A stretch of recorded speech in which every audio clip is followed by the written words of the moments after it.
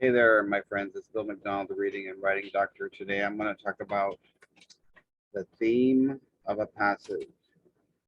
The first thing you want to think about is at the very top of a passage, you're going to find a title. The title helps you understand the topic.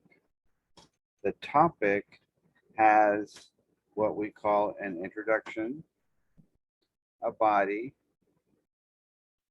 specific supporting sentences that lead to a conclusion. So, an introduction, a body, and a conclusion.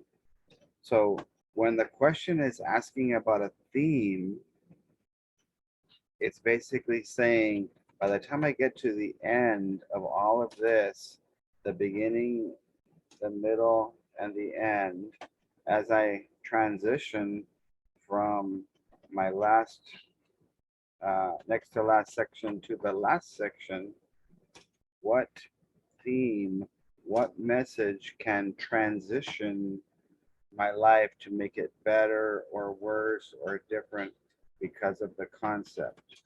Now, when I go to bed, I take off my shoes. There's a saying that is so true that you should never judge a person until you've walked where? How long? A mile in his shoes. Why do they say that? Well, it's because in his shoes are his toes. His toes are his voice, one way he views his world and looks at it. So, the best way that I can show you toes is by taking you straight from me to sharing my screen with you so that you can see on the bottom portion of the folder. Once you fold it after laminating it, there is a section that says toes, which is the voice and the spice of writing. And so I use an acronym to try and think what are some ways that the voice, the spice, and the passage can come out. Well, the T was the topic,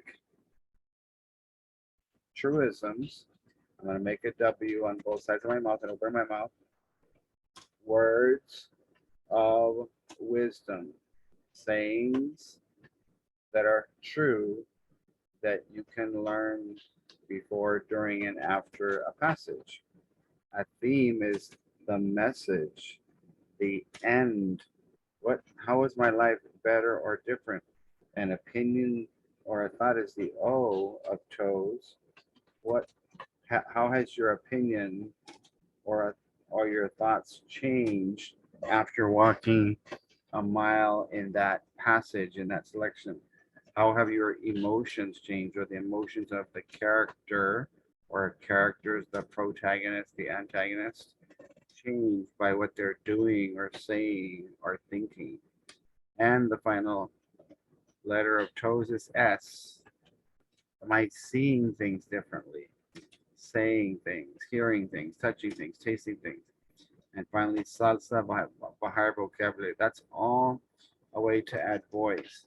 Another thing that you've been given as part of the CREST online training is a read-vising graphic organizer where you can learn how to kill two birds with one stone, where we can read for comprehension and understanding. We can also do revising, which happens to be part 2. Now, if you take a look at the hand that I have there, every selection, every passage, the P there in the poem section, every poem, every play, every persuasive genre, every paired passage, every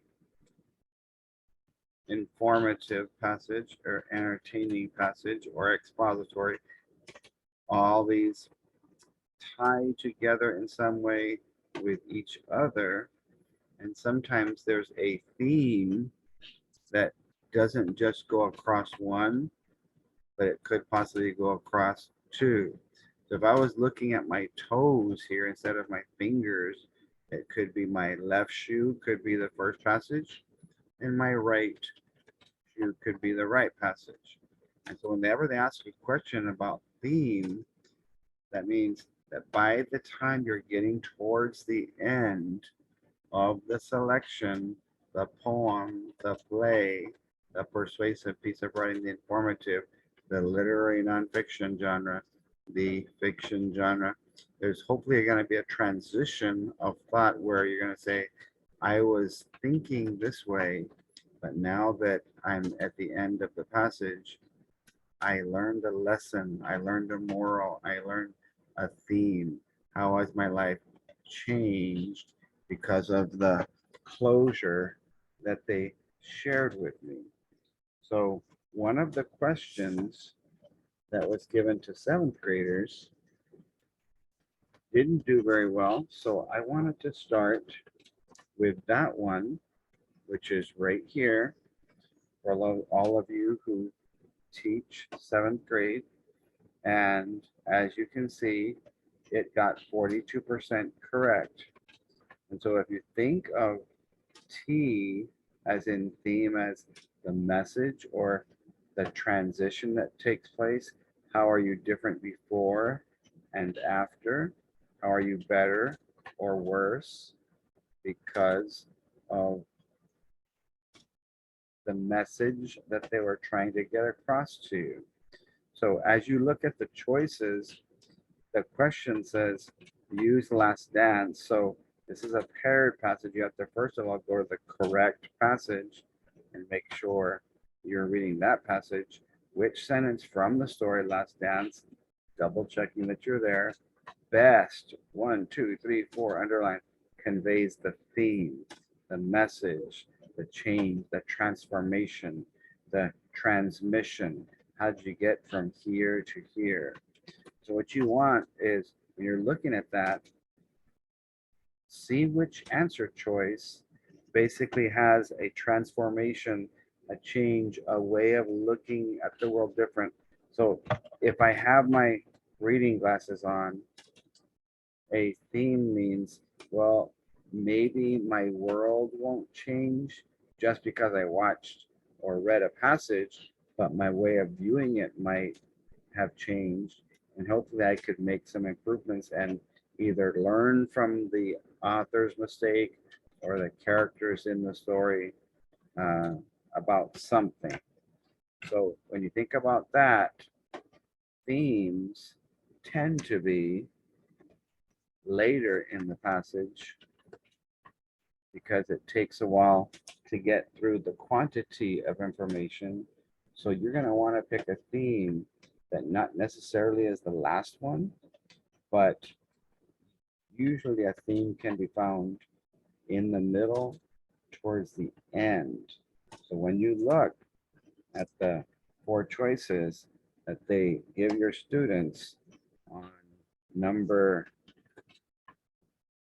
19 on 7th grade, it says, which sentence from the story, singular, Last Dance best conveys the theme?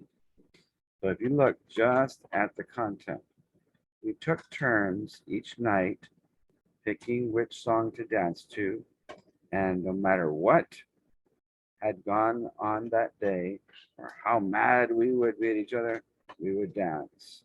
So are they saying, no matter how bad life gets, learn to dance? I don't know.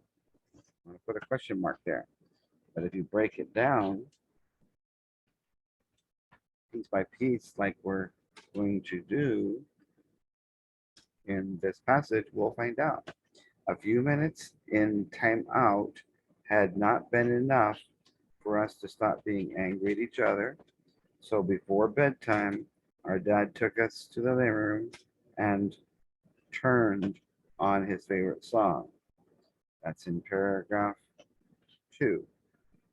Again, towards the beginning of the passage, it's kind of hard to figure out a theme. Several hours passed, and I began to get ready for bed and giving up on the notion that the last dance would be happening. What's the message? I don't know. They're just giving me facts and details. I've given up.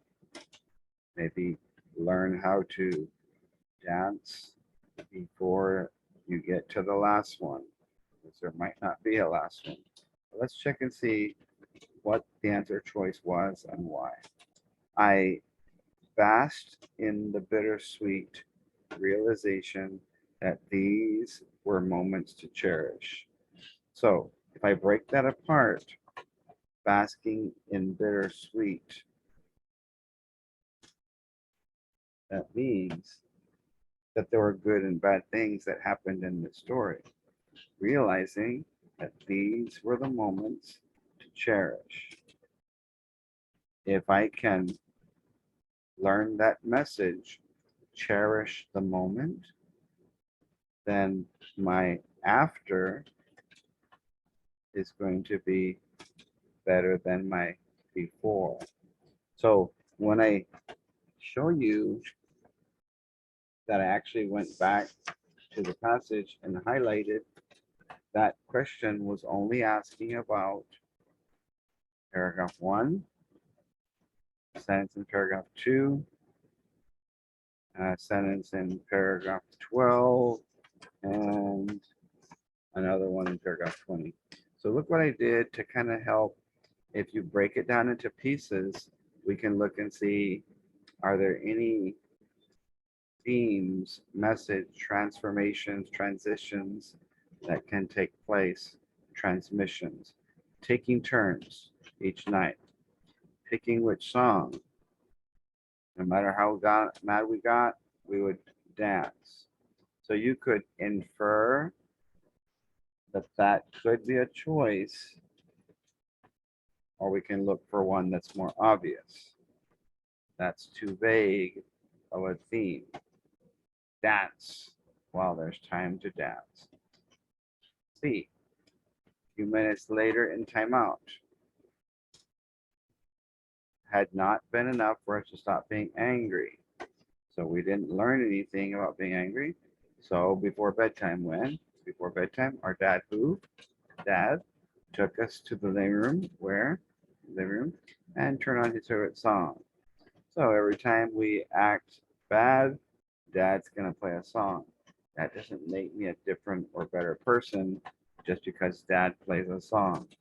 Sometimes I won't even like the song that he plays. Some hours passed. Detail. I began to get ready for bed. I don't think my life is going to be transformed just by getting ready for bed. Giving up on the notion that the last dance party would be happening. So that's C. That not always are you going to be able to get to dance in life, but if you look at that letter and then you compare it to paragraph 1, it's too similar, and so you would want something that looks enough different.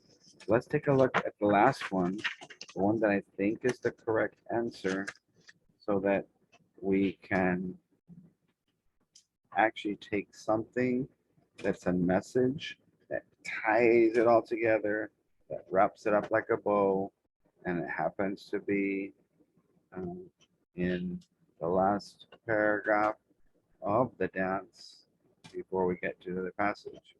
I basked in the bittersweet, Mark, realizing that these were the moments to cherish. So all the things that happen, the good and the bad, because bittersweet does mean good and bad, that you can cherish those moments, because there's always going to be things. Let's read on to see. Things would always be changing, and even though I hated to think of my sister leaving, the fact that this last dance was important to her was to me made the moment even more special. I pushed the thought of Becca leaving tomorrow out of my head, and we danced. So cherish the moments. They tell you what to do as a theme, and then they actually show you how to do it. do the thing that's hard to do, even though you're having to say goodbye to someone. So the best theme is the best message. And in this case, it would have been letter D.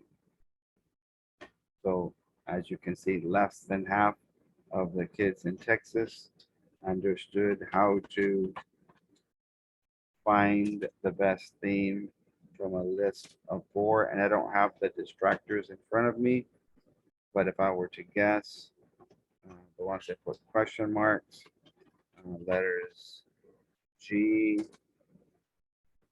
and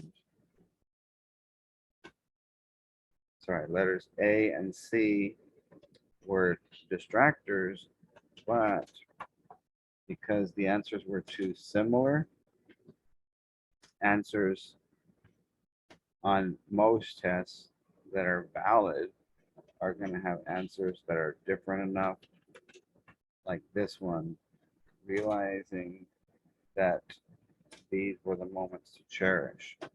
So you might do an extension when you eliminate and say, what are some moments that you've learned to cherish in your life? How is your life different or better? Hopefully not worse. We can focus on the positive. So we've read, we've underlined, we've labeled, we've eliminated and selected, and the answer, I believe, should be letter D. We will eliminate the other letters, and we've explained why we think that they're wrong. So if you're a reading teacher working on theme, those are just some ideas.